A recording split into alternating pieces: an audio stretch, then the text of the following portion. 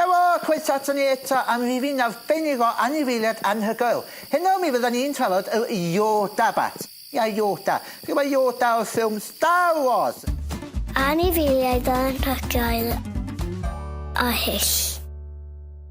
Star Wars. Bloody Jedi. Fucking crap.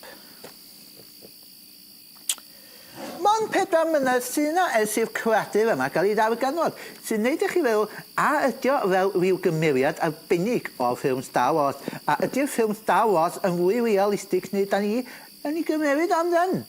Math o ystlum ffwytha ydi'r Yoda bat, a mae o i'w ddarganfod yn fforestydd Papua New Guinea.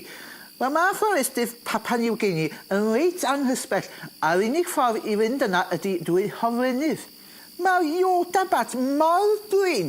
Ar ôl i ni trio googlo fo, yr unig peth oedd yn debyg i'r Yoda bat oedd llun o Yoda cat. Ia, mae'n siŵr na ryw weirdo sy'n licio Star Wars sydd wedi gwneud hwnna fyd. Ffaith i chi, mae gwirionwyr yn meddwl mae'r Yoda bat wedi bron un o'r unig anifeiliaid sydd yn mwynhau rhyw. Mae mwncis yn mwynhau rhyw, mae moch yn mwynhau rhyw.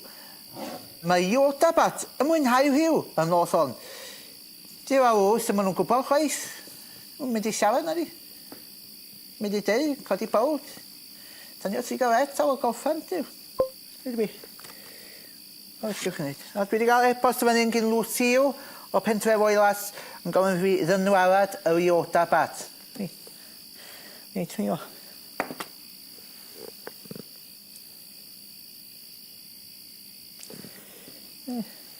Nawr y peth agosau ni'n mynd i wneud i Yoda bat, gobeithio bod hwnna'n helpu, Lwtio.